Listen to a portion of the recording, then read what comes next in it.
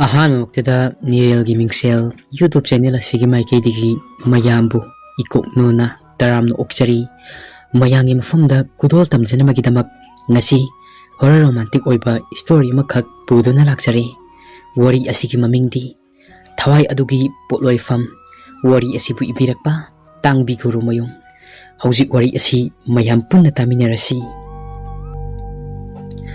numito purnima numitni Loktak Patki manak oirapna leiba lampak macha amada mahausagum korau amasung mamanabasingka punna phamlami kalen matamgo oibana lampak machi machida mi khara khara su phamlami kayadi fajai coaching gi fajabasu fajabane mahausagi fajabasu fajabane aduki matak fajai lamhang adugi achikpa buthu gairiba hare nungnangi nungsiraba makolsing Mafung phaba thajigi mangalna imaide yaibagi fajaba kayagi matik asuki matik fajai patyai aduda hi macha machada lantakna tariba inchingbi ima iben singi thaumai macha macha adugi matakta phumthakta tariba sang macha macha gi musi musiba mangal sing ado yengmada onthokna ningthijai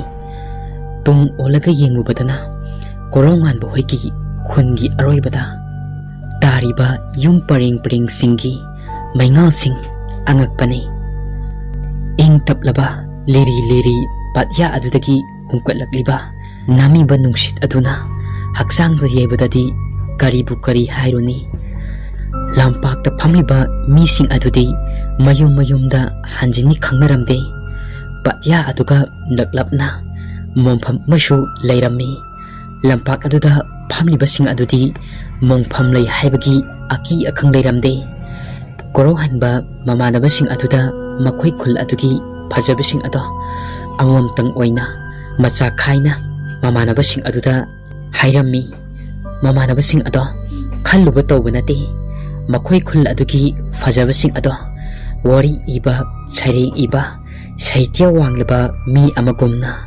haidorakliba wahising ado tabada mamanabasing ado ingak ngaklami mamanabasinggi maraktagi tomba kauba amana itaw kaino ngasidi saityaga yamno wangi ko asingba khanbu khalude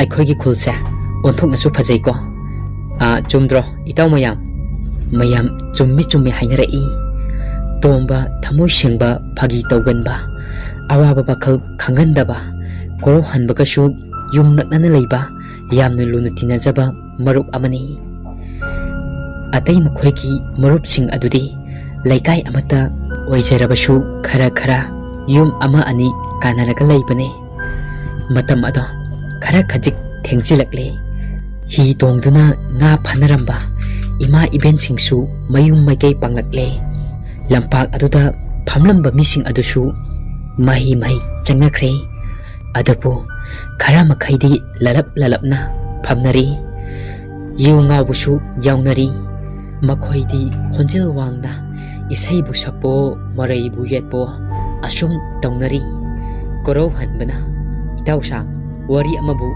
ningsinglai ta thembo hoida leirambi imphal dagine haiduna leiramba da hatak amu ukhidrene chakhraba jalo ta themba noigidi manakne Kari maningbu thungdaba leiba jatno aingonda munna muni yengjabani ne koibu koirasira khangde ifa ek phajaradana themana khumai o ta thambaugi nupidugi machegi masane phajabane ingtapjabane kahobirunu migi machaduda amuk ta thambaugi nupido ngamde tabada tamkhara lainabani da mayam walauna noi korohan ba amasung themba makhoi anigi phagi machong aduda tumana tanja chanana itaw koraugi thamoi sinasu khoida jaba malida aina haibadi lotna yengjariba miyeng lotna yengjabadu fau hek urameba korau mapunsigi nupi koiraktriba nupa amakhakni korau hanbana noisidiba khangan grehe awoiba khara khajik haruga yabanate khangan ba itawsin oina tawradana Yaima kauba mamanaba amana amuk khumai. Nungsi mami tadriba itaugi thamoine apam phauraba nungsiba leirabane. Nungsiba leiraba lotna kana uroidra yengjaba mityengsu urabani. Ai leiri itaw isanupigasu tinabane. Mamingdubu thaja haiba. Matam aduda korau hanba maming khangbada haraujai nokfet taujai. Adupu matauksing ukhini khanduna haraudaba sajanari potne. Fanadum chanai korau hanba thaja korau hanba wa noknai. Tomba adudi itaw nang khra hainabiro. Yai mana hainababudi yaine aduda hero manadi hairakte yaudeda. Thiemuna amuk khumai. Nupidagi hena mamai sonjabane kamaina hainabiyo haidoino. Aikhoina fanaba asum sillase isangachu tinarabanina thabak ase kharadi laikna thokani. Korau hanbana taplapna khumlai. Farese noina thokpa tawro adubu yanabadi hainasiko yaraktrabadi aidi loirehe lamboi khrani. Matam aduda tomana farak tana amuk hairi. Fanabu fajanine wang sauraduna ngoro hengoraduna lu akokpaduga lamboi bagi pijol aduga foreigner dum manine noigi iskon haidudaga laikhradi as sanani. Mayam walawna nuglai korau ikairak towi tomba makha tarai. Farese matam su thengkhre yum changnarase. Itausa ngasidi purnima su oibanina thengbaga amata khangdre. Wari naga wari nungaibaga. Mayam hoi changnarase asi haiduna changnarakle. Korau monda nungaina hairei. Itaw mayam good night. Ado tomba ado noida henglake ko. Ichan tombi to wari yamna lei hayo ko. Mayam good night hainare. Mayam mayumda changnakre. Matam ado khungi lai haraugi matamni. Korau hanba hoigi khunchu lai kan harauribane. Korau hanba mamanaba makhoi lai puba yausi hainare.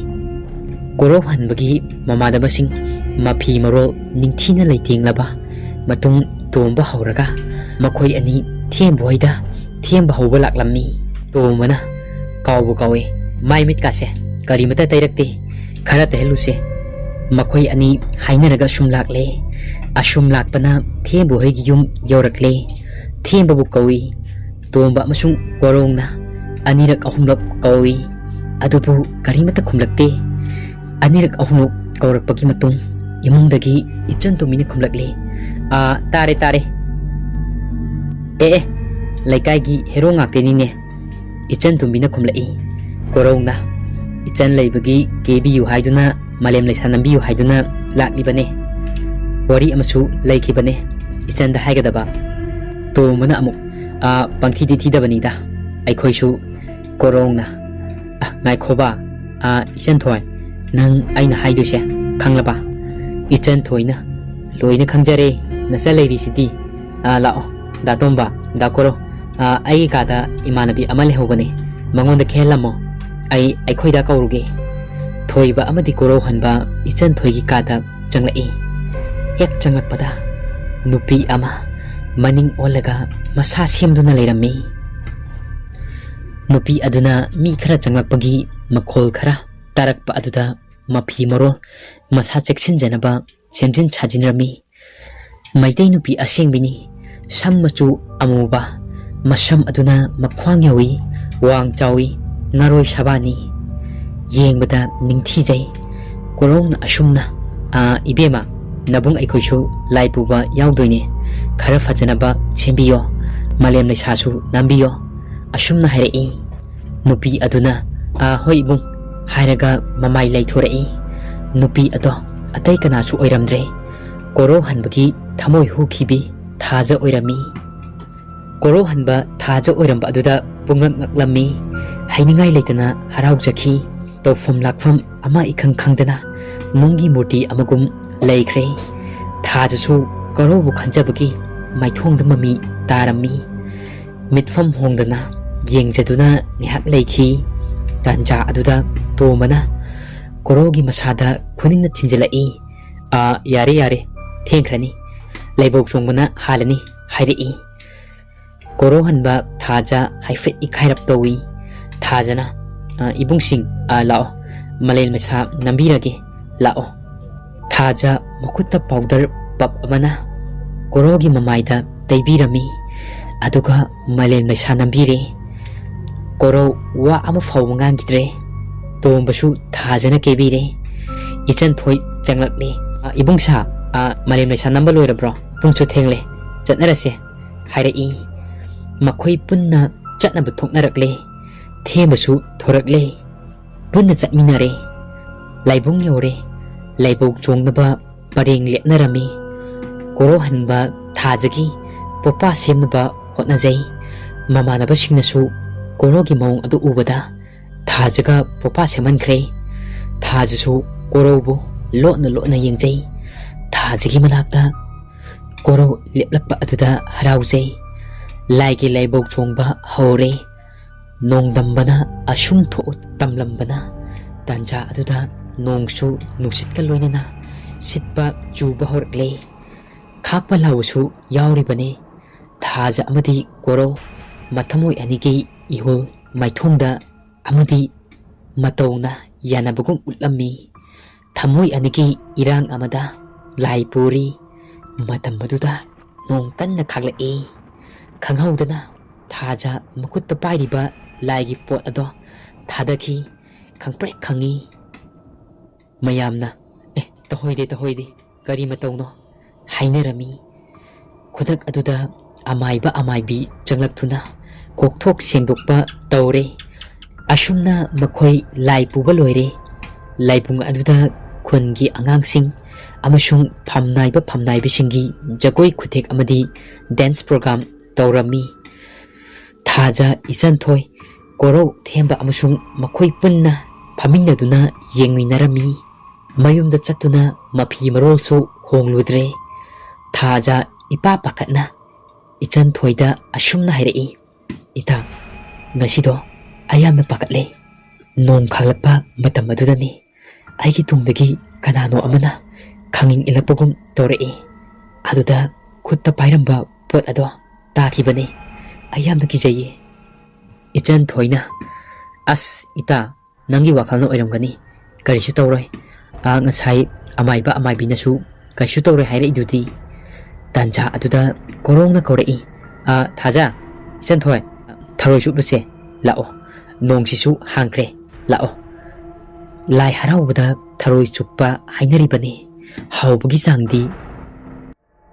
ꯃꯌꯥꯝ ꯍꯥ ꯅꯣꯛꯃꯤꯟꯅꯩ hotel ꯃꯆꯥ ꯑꯃꯗ ꯆꯪꯗꯨꯅ ꯊꯔꯣꯏ ꯆꯥ ꯕꯣꯔꯥꯅꯆꯤꯡꯕ ꯆꯥꯃꯤꯟꯅꯔꯤ ꯀꯣꯔꯧꯒꯤ ꯃꯃꯥꯟꯅꯕꯁꯤꯡꯒꯤ ꯃꯔꯛꯇꯒꯤ ꯌꯥꯏꯃꯅ ꯑꯁꯨꯝꯅ ꯐꯥꯒꯤ ꯇꯧꯔꯛꯏ ꯏꯆꯟꯊꯣꯏ ꯅꯨꯡꯁꯤꯅꯕ ꯍꯧꯔꯛꯄꯗ ꯊꯔꯣꯏꯅ ꯍꯧꯕꯁꯦ ꯊꯨꯡꯅꯗꯦ ꯍꯥꯏꯗꯥꯏꯅꯦ ꯊꯔꯣꯏ ꯃꯀꯨꯅ ꯂꯩꯍꯧꯕꯒꯨꯝ ꯂꯩꯍꯧꯏ ꯍꯥꯏꯕꯅꯦ ꯅꯨꯡꯁꯤꯅꯕꯗꯤ ꯃꯇꯨꯡꯗ ꯆꯠꯈꯤꯕꯒꯨꯝ ꯊꯋꯥꯏꯗꯤ ꯆꯠꯈꯤ ꯑꯁꯨꯝꯅ ꯍꯥꯏꯅꯗꯥꯏꯅꯦ ꯃꯌꯥꯝ ꯑꯃꯨꯛꯁꯨ ꯋꯥ ꯂꯥꯎꯅ ꯅꯣꯛꯃꯤꯟꯅꯩ ꯊꯥꯖ ꯑꯃꯗꯤ ꯀꯣꯔꯧ ꯏꯀꯥꯏꯔꯞ ꯇꯧꯏ ꯏꯆꯟꯊꯣꯏꯅ ꯑꯃꯨꯛ ꯈꯨꯝꯂꯛꯏ ꯊꯥꯎꯗ ꯇꯥꯎꯕ ꯕꯣꯔꯥꯒꯨꯝ ꯃꯩꯁꯥꯂꯛꯇ ꯋꯥꯅ ꯈꯥꯡꯉꯤ ꯍꯥꯏꯅꯕꯅꯤ ꯃꯌꯥꯝ ꯑꯃꯨꯛꯁꯨ ꯋꯥ ꯂꯥꯎꯅ ꯅꯣꯛꯏ ꯀꯣꯔꯧꯅ ꯑꯃꯨꯛ ꯁꯥꯎꯔꯞꯅ ꯈꯨꯝꯃꯛꯏ ꯑꯗꯨꯗꯤ ꯀꯔꯤ ꯆꯥꯗꯣꯏꯕ ꯀꯣꯔꯧꯒꯤ ꯃꯇꯧ ꯑꯗꯨꯗ ꯑꯃꯨꯛ ꯍꯦꯟꯅ ꯃꯌꯥꯝ ꯅꯣꯛꯈ꯭ꯔꯦ ꯊꯦꯝꯕꯅ ꯀꯤꯟ ꯆꯥꯅꯤ ꯑꯉꯥꯡ ꯋꯥ ꯌꯥꯝꯅ ꯉꯥꯡꯕꯒ ꯍꯩꯔꯗꯅ ꯆꯠꯂꯁꯤ ꯂꯥꯛꯑꯣ ꯊꯦꯡꯉꯦ ꯊꯥꯖꯁꯨ ꯋꯥꯔꯝꯂꯅꯤ ꯀꯣꯔꯧꯅ ꯉꯥꯏꯈꯣꯗꯥ ꯉꯜꯂꯤ ꯉꯥꯏꯍꯥꯛ ꯂꯩꯈꯤꯁꯦ ꯌꯥꯒꯗ꯭ꯔꯥ ꯊꯥꯖꯅ ꯆꯠꯂꯁꯦ ꯏꯁꯥꯁꯨ ꯀꯌꯥ ꯅꯨꯡꯉꯥꯏꯇ꯭ꯔꯦ ꯍꯌꯦꯡ ꯑꯃꯨꯛ ꯎꯅꯔꯁꯦ ꯀꯣꯔꯧꯅ ꯐꯔꯦ ꯆꯠꯂꯁꯦ ꯍꯌꯦꯡꯗꯤ ꯑꯍꯥꯎꯕ ꯃꯌꯥꯝ ꯑꯃ ꯄꯤꯖꯗꯣꯏꯅꯤꯀꯣ ꯃꯌꯥꯝ ꯅꯣꯛꯅ ꯍꯥꯏꯅꯔꯛꯏ ꯌꯥꯔꯦ ꯆꯠꯂꯁꯦ ꯍꯌꯦꯡ ꯄꯦꯟꯅ ꯆꯥꯔꯁꯦ ꯑꯁꯨꯝꯅ ꯍꯥꯏꯅꯔꯒ ꯃꯍꯩ ꯊꯣꯛꯅꯔꯛꯂꯦ ꯀꯣꯔꯧ ꯍꯣꯇꯦꯜꯒꯤ ꯄꯩꯁꯥ ꯄꯤꯔꯝꯂꯒ ꯃꯥꯅ ꯇꯨꯡ ꯑꯣꯏꯔꯞꯅ ꯂꯥꯛꯂꯝꯃꯤ ꯊꯥꯖꯁꯨ ꯍꯥꯏꯐꯦꯠ ꯂꯩꯊꯔꯞ ꯇꯧꯅ ꯆꯠꯂꯤ ꯅꯨꯡꯁꯤ ꯋꯥꯔꯤ ꯁꯥꯟꯅꯅ ꯆꯠꯂꯤꯕꯅꯤ ꯃꯌꯥꯝ ꯃꯥꯒꯤ ꯊꯣꯛꯄ ꯋꯥꯔꯤ ꯁꯥꯟꯅꯗꯨꯅ ꯆꯠꯂꯤ ꯅꯣꯛꯅ ꯑꯗꯨꯕꯨ ꯊꯥꯖ ꯃꯥꯒꯤ ꯃꯇꯨꯡꯗꯒꯤ ꯃꯥꯒꯤ ꯐꯤꯖꯤ ꯄꯥꯏꯔꯒ ꯆꯤꯡꯕꯒꯨꯝ ꯇꯧꯔꯛꯏ ꯊꯥꯖꯅ ꯑꯣꯟꯊꯣꯛꯇꯨꯅ ꯌꯦꯡꯕꯗꯁꯨ ꯀꯅꯥꯁꯨ ꯂꯩꯔꯝꯗꯦ ꯊꯥꯖꯒꯤ ꯅꯥꯀꯣꯡ ꯑꯗꯨꯗ nungsitka loinana nason pikna Thaja haina korpugum tawrai Thaja swai lawi adubu korog da hairude tamlude yamna kiganba tarani haiduna kina ashum lakpana magi thongal da changlak nare korodi Thaja bu thinba changlak lami Thaja su changlage hairaga changkhre koro hanbana hoi chango hairaga changhankhre matamna thengjilakpana lai haraubasu loikhre makhol su takidre khun ado michik mirau khol amata tasilaktre Thaja tumthaba yaramde ngasigi matau ado kari matau no asi khanduna leirami ipa pakhatlami tumthaba yadana leiringai tanja aduda magi khuyaromdegi Thaja haina kaurokpagum makhol ama tarai Thaja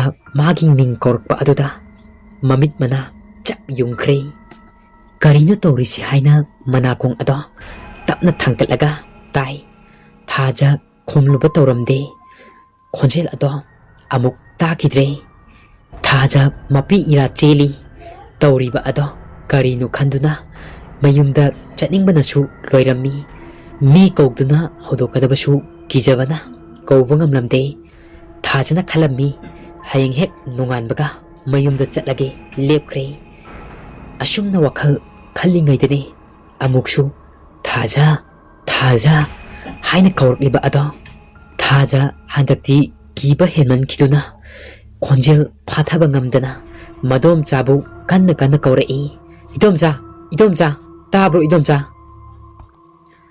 madomcha amadi madomcha gi nupa ta thombau hogotlaga ipa pakatna kawrakliba Thaja gi manakta changsilakli abem Thaja kaidore asumna changlaga hanglukpa matam adudani Thajana mana thengnakiba tawriba matawsing ado wari pomba tamlammi madomchana fare hayeng yumda thinbiruage laitin yengthukluro hairei ahing aduma madomchaga Thajaga punna tuminare nongalakle Thaja masak machu kainoma itaw tawre imak maksili madomchana Thajabu imphalda thinbirure wari asiki ahanba suruk matang sida loijare wari asi pathokchaba matamda soikiba ngangkiba kayarwasu mayamna ngakpiyu